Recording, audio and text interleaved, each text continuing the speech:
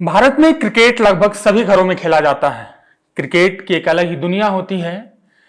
Fans cricketer को अपना भगवान या यूं कहें क्रिकेट भगवान से ज्यादा ही कुछ मान लेते हैं। लेकिन क्रिकेट अंपायर के बिना अधूरा है। लेकिन अंपायर पर ज्यादातर बातें नहीं होती है। आज हम इसी अछूते मुद्दे पर बात करेंगे। बात होगी अंपायर्स के हर पहलू पर। अंपायर कैसे बनते हैं, अंपायर बनने के लिए क्या क्या जरूरतें होती हैं। इस मुद्दे पर हमारे साथ बात करने के लिए वरिष्ठ पत्रकार, पूर्व क्रिकेटर और अंपायर अजय कुकरेती सर हैं। सर, द फोर्थ पिलर के खेलों से जुड़ा कार्यक्रम मैदान में आपका स्वागत है। सर, चूंकि आपका खेल से और एम्पायरिंग से रिश्ता रहा है, तो हमारे जो दर्शक हैं, अगर वो एम्पायरिंग पे अपना करियर बनाना चाहते हैं तो वो जानना चाहेंगे कि सबसे जो जरूरी और बेसिक योग्यता होती है एम्पायरिंग के लिए, वो क्या होती है। सबसे ज़रूरी और बेसिक योग्यता इंटरेस्ट, रुचि। संसार में कोई भी काम आप करेंगे, अगर उसमें रुचि नहीं है तो आप एक बहुत आगे तक नहीं जाएंगे। सबसे पहला तो ये है, रुचि है, क्रिकेट में रुचि। दूसरा है क्रिकेट की समझ। ज़रूरी नहीं है कि कोई अंपायर खिलाड़ी हो, खिलाड़ी ही अंपायर बने। डिकी बर्ट खिलाड़ी नहीं थे, बहुत बड़े अंपायर हैं। इस तरह से बहुत सारे उदाहरण हैं। तो सर, मतलब ये हम जानना चाह रहे हैं कि अगर कोई एम्पायर बनना चाहेगा तो उनके लिए लिखित परीक्षा या फिर जैसे हम एग्जाम देते हैं किसी चीज़ के लिए, ऐसी कुछ प्रक्रिया होती है एम्पायर बनने के लिए, या फिर जो मिनिमम एजुकेशन क्वालिफिकेशन या फिर 10वीं पास, 12वीं पास, ग्रेजुएशन, ऐसी कुछ योग्यता होती है क्या? इसके दो चैनल हैं, अंपायर बनने के दो चैनल हैं। जैसे आप किसी ज़िले में रहते हैं, उस ज़िले में क्रिकेट होता है, उस ज़िले में जिला क्रिकेट एसोसिएशन होता है, राज्य क्रिकेट एसोसिएशन होता है, उसके बाद बीसीसीआई है, जो राष्ट्रीय क्रिकेट जो देखती है वो है। तो दो चैनल की जो मैं बात कर रहा हूँ ये है कि सबसे पहले आपको जिला स्तर पर जिले के मैचों में अंपायरिंग करनी है। उसके लिए निश्चित रूप से शुरुआत में कोई परीक्षा अभी नहीं है, शुरू हो चुकी है, लेकिन ऐसे नहीं है, आप शुरू कर सकते हैं। क्योंकि अंपायरिंग एक ऐसा पेशा है, पूरे देश भर में अभी हम नेशनल अंपायर्स की बात करें तो 120 से ज़्यादा है नहीं, क्योंकि बहुत टफ होता है। 90% से ऊपर अंक जिसके आते हैं वही अंपायर बन सकता है, उसके साथ साथ और भी चीज़ें होती हैं। तो अगर हम जिला स्तर की बात करें तो जिला स्तर पर पहले उनको अपनी रुचि से अंपायरिंग करना पड़ेगा। थोड़ा सा आगे बढ़ेंगे, अगर जिला पैनल का टेस्ट होता है तो ठीक है, अगर नहीं होता है तो उसके बाद होता है स्टेट पैनल का एग्ज़ाम, जो कि राज्य क्रिकेट एसोसिएशन लेते हैं। स्टेट पैनल का टेस्ट लेने के बाद वो अंतर जिला मैचों में अंपायरिंग करने के लिए योग्य हो जाता है। ये एक जिला स्तर से स्टेट स्तर तक जाने की बात होती है। अब हम बात करते हैं बीसीसीआई की। तो बीसीसीआई ने लेवल रखा है, लेवल ऑफ एग्जामिनेशन रखा है, जैसे लेवल 1, लेवल 2 और उसके बाद आगे। तो वो लेवल 1 से शुरू करता है। तो लेवल 1 से वो ऐसे शुरू करता है, वो राज्य अपने राज्य इकाइयों को, जो कि उसकी पंजीकृत राज्य इकाइयाँ हैं, उनको सूचित करता है कि हम एक लेवल 1 का एग्ज़ाम आपके स्टेट में लेने जा रहे हैं, या पूरे भारतवर्ष में लेने जा रहे हैं तो आपके स्टेट में भी होगा या आपके जोन में होगा। मान लीजिए स्टेट की अगर बात करता है, वो किसी भी तरह से कर सकता है। तो वो कहेगा कि आप अपने राज्य से 20 लोगों के नाम हमको दीजिए छांट करके। उनका हम क्या करेंगे, 5 दिन का हम वो पहले कोर्स कराते हैं, 5 दिन पढ़ाते हैं, सिखाते हैं, वर्कशॉप कराते हैं। ये मतलब बीसीसीआई कराती है। अगर आपको ऊपर जाना है, जो पहला 2 चैनल मैंने बताया, स्टेट के भीतर आपको अंपायरिंग करानी है तो जिला स्तर पर गए और राज्य स्तर के अंपायर बन गए आप, ठीक है, एक हो गया। उसके ऊपर आप नहीं जा सकते हैं, बीसीसीआई में आपको जाना पड़ेगा। तो बीसीसीआई जब भी परीक्षा लेगी वो लेवल 1 का एग्ज़ाम लेगी। उसके लिए वो स्टेट एसोसिएशन से संपर्क करेगी, कहेगी कि हम आपके यहाँ आ रहे हैं, हमारा उसके अंपायर आते हैं, जो भी आते हैं, ट्रेनर आते हैं, 5 दिन का वर्कशॉप करेंगे, 6ठे दिन एग्ज़ाम लेंगे, वाइवा वगैरह सब कुछ, प्रैक्टिकल सब कुछ करेंगे और लेवल 1 एक वो हो जाएगा। तो जो लेवल 1 करेगा तो उसको कोई विशेष अंपायरिंग बीसीसीआई की तरफ से तब नहीं मिलेगी। लेवल 2 एग्जामिनेशन जब वो लेगा तब वो लेवल 1 में आ गए, मतलब they are eligible to appear in level 2 whenever it is going to happen in the country. Whenever the examination happens, जब भी होगा तो दोज लेवल 1 वो एक उस एग्ज़ाम में जाएंगे। लेकिन उसमें एक और है, बीसीसीआई सबको, सारे लेवल 1 को वहाँ नहीं बुलाएगा, एक और स्क्रीनिंग होगी, एक और स्क्रीनिंग लेवल 2 से पहले एक और स्क्रीनिंग होगी। हो सकता है एक राज्य से वो बोलेगा कि हमको 5 भेजिए, आप 5 नाम भेजिए, तो 5 के लिए उसके पास अगर लेवल 2 20-21 हैं तो 5 टॉप को भेजेगा। लेवल 2 जब बन जाएगा तो उसके बाद वो पास कर जाएगा, तो उसके बाद उसके आगे कोई परीक्षा नहीं है। उसके बाद वो वर्ल्ड कप में भी खड़ा होना होगा, नहीं कर नहीं सकता है। मैं कह रहा हूँ कि उसके बाद कोई एग्जामिनेशन नहीं है, पहले होता था, पहले इंडिया लेवल का एग्जामिनेशन अलग से होता था, अब कुछ नहीं होता है। लेवल 2 पास कर जाएंगे, एक्सपीरियंस आपको मिलेगा, जूनियर मैचेस से ऊपर जाएंगे, अच्छा करते जाएंगे, आपका परफॉर्मेंस, आपका स्कोर से आप ऊपर चलो, उसके बाद आप ऊपर चले। तो सर एक चीज़ मेरा क्लियर नहीं हो पाया कि जैसे जो मिनिमम क्वालिफिकेशन की हम बात कर रहे थे पढ़ाई को लेकर, कि क्या 10वीं परीक्षा पास होनी चाहिए, 12वीं होना चाहिए, ऐसा कुछ क्राइटेरिया? पहले नहीं, अब कितना है सर? पहले ऐसा, अब ग्रेजुएशन मांगते हैं, आप ऊपर के एग्जामिनेशन, ऊपर के ग्रेजुएशन, हाँ, नीचे के लिए अभी कुछ नहीं होता, अब मांगते, पहले नहीं, पहले कोई नहीं मांगा था। सर मतलब जो बेसिक आप मतलब जो एम्पायरिंग का एक्सपीरियंस होता है लोगों का, वो लेवल 2 एग्जाम आप कंप्लीट कर लिए, उसके बाद फिर जूनियर मैचेस में, रणजी में, ऐसे करते करते। देखिए मैं आपको बताता हूँ, जब आप लेवल 2 के अंपायर बन गए, बीसीसीआई पैनल में आप आ गए, उसके बाद आपको मिलेंगे जूनियर मैचेस, बच्चों के मैचेस, 16, 19, 23 ये मैचेस भी आपको मिलेंगे, लेडीज़ मैचेस, महिलाओं के मैच। हर साल ग्रेडेशन होता है इनका, ग्रेडेशन में तो मार्किंग होती है, हर डिसीजन जो वो देते हैं रिकॉर्डेड होता है, वो कैमरा लगे रहते हैं मैदान में, आपका हर डिसीजन जो है उस देखा जा रहा है, आप अंपायर्स का रिपोर्ट बनता है। तो ये रिपोर्ट्स का जिम्मा किनके साथ रहता है? वो मतलब मैच रेफरी, वो आपका मैच रेफरी होता है, ठीक है, कैप्टन्स रिपोर्ट होता है, जो दूसरी टीम का कैप्टन होता है, और दोनों टीमों के कैप्टन अपना अपना रिपोर्ट देते हैं, मार्किंग करके देते हैं, अपीयरेंस कैसा है, प्रेजेंस कैसा है, कम्युनिकेशन कैसा है, इन स्टैंडर्ड्स पर जाते हैं। वहाँ से आप लेवल 2 पे जब आएंगे, तब आपको टॉप ब्रैकेट में उसके अगर जाना होगा, तब आप बनेंगे first class umpire, Ranji trophy umpire. Exam नहीं दे रहे हैं, यहाँ मार्किंग जो हो रही है आपका, जो वो हो रहा है उस वहाँ से जाए, उसके बाद वहाँ जाएंगे, उसके बाद उसी तरह से और ऊपर जाएंगे। तो सर जैसे लेवल 2 एग्जाम कंप्लीट कर लिया हम लोगों ने, उसके बाद एम्पायर का प्रति मैच जो चार्ज होता है, जो उनको फीस मिलती है, वो फिक्स हो जाती है, या फिर अगर आप एग्जाम 2 पास करने के बाद जूनियर लेवल का करा रहे हैं तो आपको कम मिलेगा, फिर उसके बाद सीनियर लेवल पे, ऐसा तो क्या मतलब कोई फिक्स चार्जेस होते हैं क्या? सबसे बड़ी बात है कि अगर आप लेवल 2 अंपायर बन गए तो आप चाहें तो नौकरी छोड़ सकते हैं, बस इससे आप समझ सकते हैं। बहुत लोग नौकरी छोड़ भी देते हैं। अक्टूबर से शुरू होता है सीज़न और दिसंबर तक सारे मैचेस लगभग हो जाते हैं, जूनियर लेवल लगभग सारे मैचेस हो जाते हैं। ऐसा नहीं ख़त्म हो जाता है सीज़न, लेकिन क्रीम समय वही है, उसका मेजर टाइम वही है।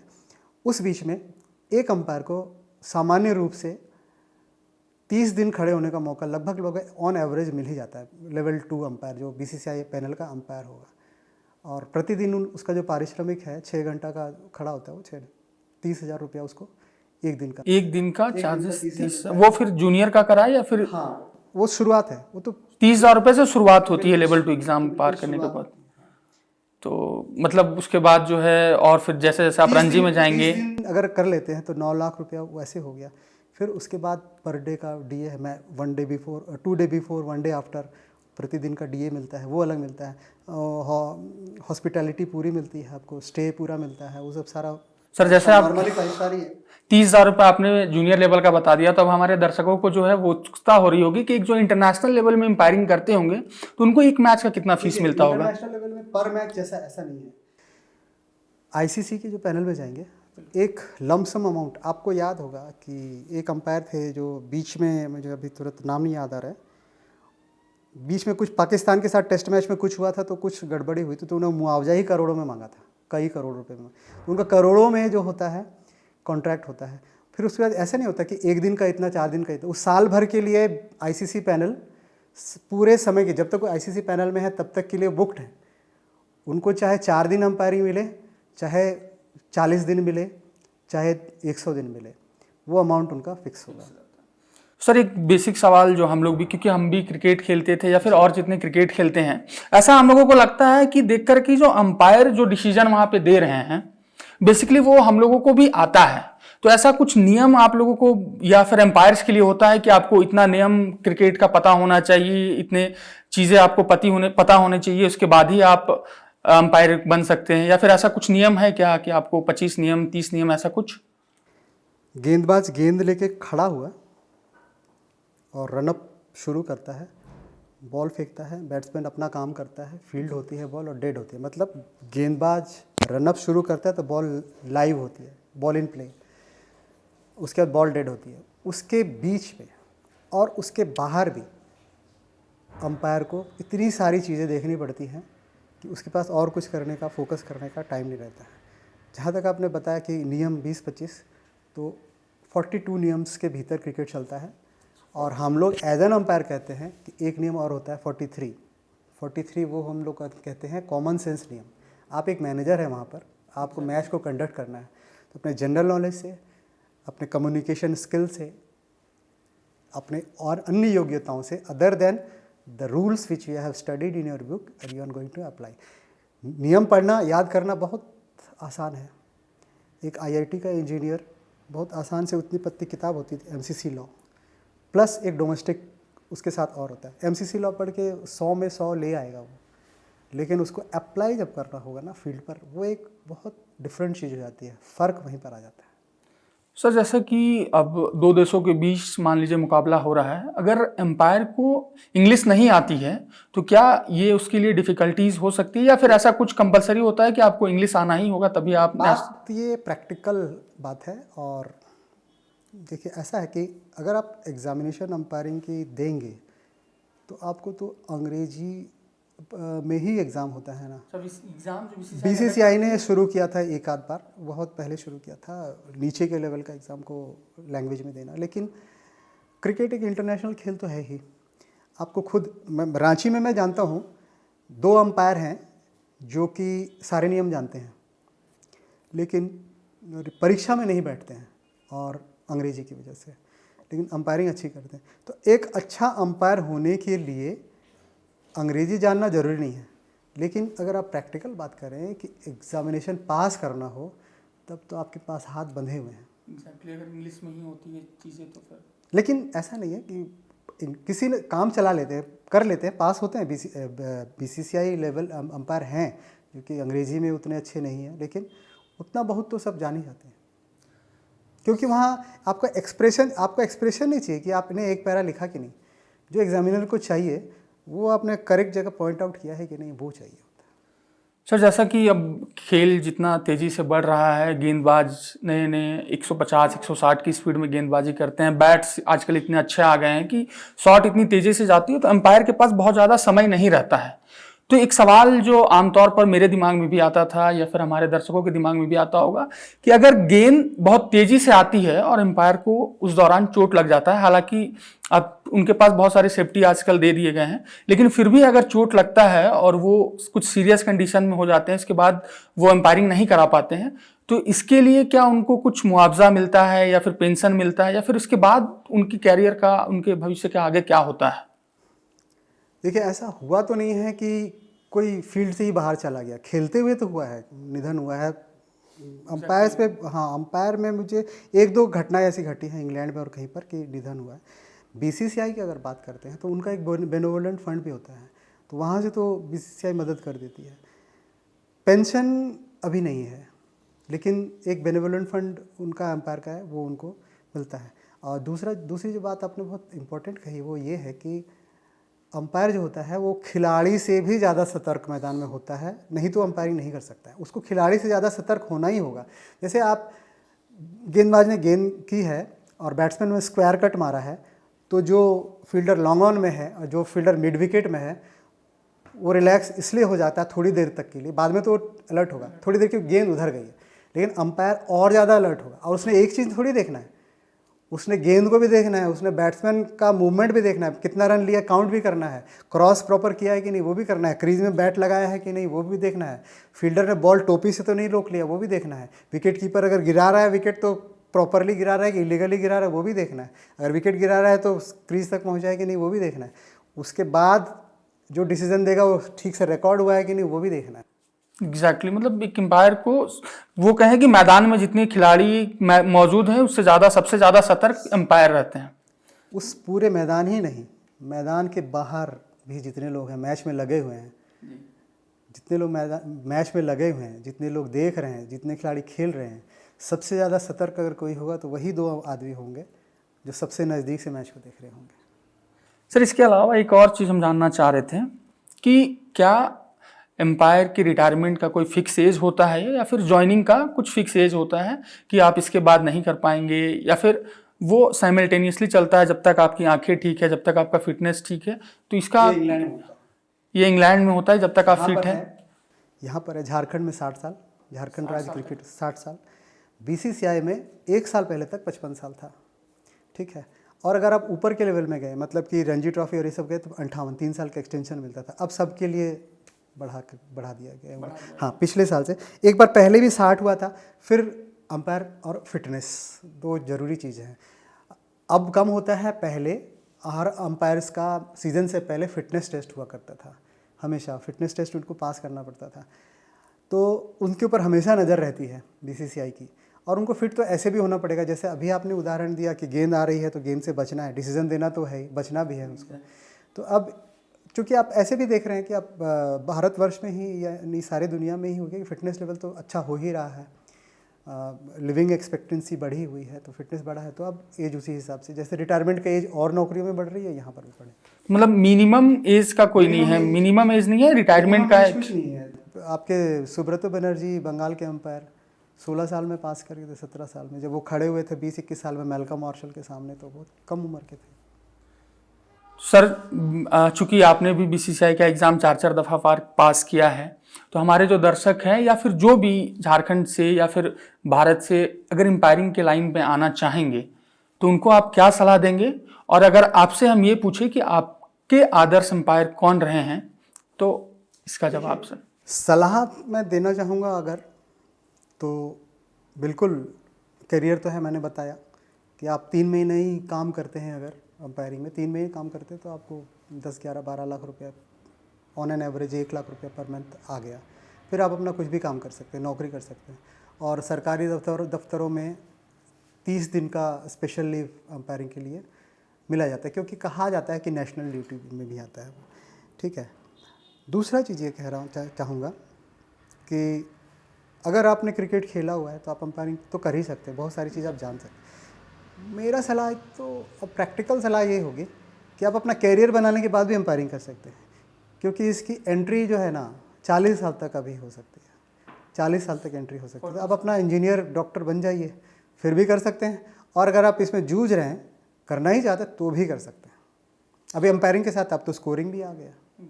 सर, आपके आदर्श अंपायर कौन है? अगर आपने जो शुरू किया एम्पायरिंग या फिर सोचा होगा, तो बिल्कुल सब कोई किसी ना किसी को अपने आदर्श मानते हैं, तो आप? नहीं, मेरा ऐसा कोई आदर्श नहीं रहा। मतलब स्पेसिफिक आपका कोई एक नहीं रहे?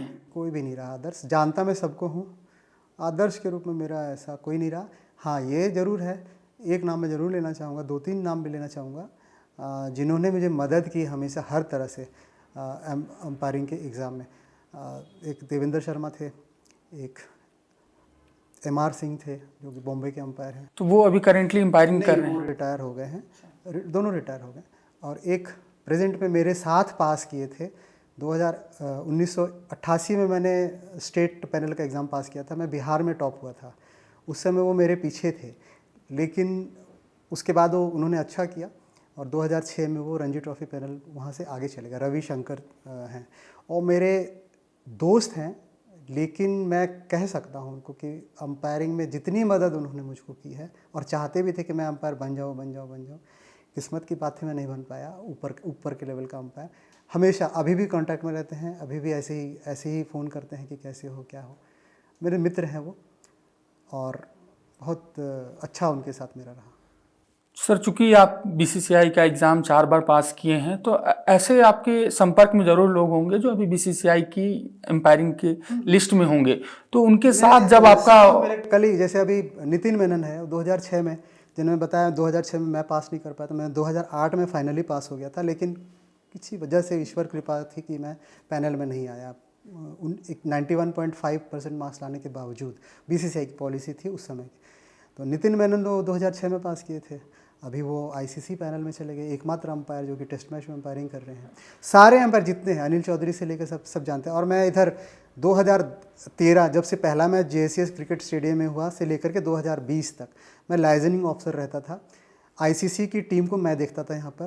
तो जितने अंपायर और जितने बड़े प्लेयर हैं वो सब उनका मूवमेंट मैं ही देखता था होटल से वहाँ, और 4 दिन 5 दिन मैं उनके साथ रहता था। तो सारे के सारे जानते हैं। तो सर, जितना नाम आपने बताया नितिन मेनन से लेकर, हम लोग बेसिकली उनको टीवी में ही देखे हैं, तो उनके साथ आपने समय बिताया है, तो उनके साथ कुछ वाक्य आपका हुआ होगा जो आपको शायद याद रह जाए अभी भी, तो कुछ एक जो हमारे दर्शकों को अगर आप बताना चाहें। अनिल चौधरी जी बहुत ख्याति नाम अंपायर है, बहुत शानदार अंपायर हैं और बहुत शानदार आदमी भी हैं। तो जैसे आपने बताया कोई इंटरेस्टिंग तो यही है, जैसे कि मैं रहता था ड्यूटी में अपने, तो जैसे अनिल जी रहते थे, और अब कैसा होता है विदेशी अंपायर भी होता है, मैच रेफरी विदेशी होते हैं, उनकी टीम होती है ना, मैच रेफरी होता है, 4 अंपायर होते हैं अब तो, टीवी अंपायर हो गया, थर्ड अंपायर हो गया, ग्राउंड अंपायर, 4 वो लोग हैं, एक 5 के साथ में हमेशा रहता था। तो 5 में नॉर्मली 2 इंडियन 3 विदेशी और 1 मैं इंडियन। तो जैसे अनिल जी थे तो उनके साथ अंग्रेजी बोलना पड़ता है, उन लोगों के साथ, अदर्स अंपायर्स के साथ। तो जैसे फील्ड में गए, सब कुछ देख रहे हैं, तो हम बोले चल रहे हैं, तो बोले अरे गोरों को भेजो पहले, मैं रहूँगा यहाँ पर। तो अंग्रेजी बोलते बोलते मेरी जुबान टेढ़ी हो जाती है, इस तरह हमेशा बोला करते थे। और फिर अब उनके साथ खाना भी है तो उसी एटिकेट से खाना है। हाँ, खाने का भी मैं बात कर रहा था सर, मतलब झारखंड जब वो आते हैं तो आप साथ में बैठे खाते हैं, क्या मतलब जो गोरे एम्पायर जो है फॉरेनर्स होते हैं एम्पायर, क्या खाने मतलब रांची में क्या पसंद? मुश्किल है, देखिए वो तो बोलेंगे मैश्ड आलू चाहिए, मैश्ड आलू, ब्रेड चाहिए, ब्राउन ब्रेड चाहिए। मैश्ड आलू मतलब अगर हम अपने दर्शकों को समझाना चाहें तो बॉइल्ड आलू जिसको हम लोग चोखा बनाते हैं, उनके लिए वो मैश्ड आलू है, ब्रेड में डाल के खाते हैं। और लेकिन कोई अंपायर विदेशी ऐसे भी हैं जो कि भात रखेंगे, चावल और मटन भर के ऐसे करके, जो हम लोग वैसे भी खाने वाले हैं। और कोई ऐसा भी होता है कि जो कि एक टुकड़ा लेगा और सूंघ के खाएगा, वो भी है। और कुछ चीज़ें ऐसी मांगते हैं जो कि रांची में मिलता नहीं, जैसे हंस का अंडा। हाथ से खाते थे वो लोग या फिर चम्मच से, स्पून से ही? वो वैसा नहीं है। देखिए जब वो ग्राउंड ऐसा होता है, खाना 2 बार होता है वहाँ पे, मैच हुआ ना 2 बार हुआ है, मैच के पहले होगा, मैच के बाद, बीच में वो लोग खाना रहेगा, खाना तो पूरा टाइम लगा रहता है वहाँ पर। लेकिन अगर पेट वैसा रहेगा तो फिर वो खा नहीं पाएंगे ना। तो जैसे सुबह में आएंगे वो, तो थोड़ा थोड़ा पिक कर लेंगे, थोड़ा थोड़ा। ब्रेकफास्ट में लंच में आएंगे तो थोड़ा सा लेंगे, थोड़ा सा राइस लिया, थोड़ा सा कुछ लिया, दाल, पीला दाल ले लिया, ऐसा। या साउथ वाले जो रहते हैं वो लोग दही और चावल मांगते हैं, नींबू वाला।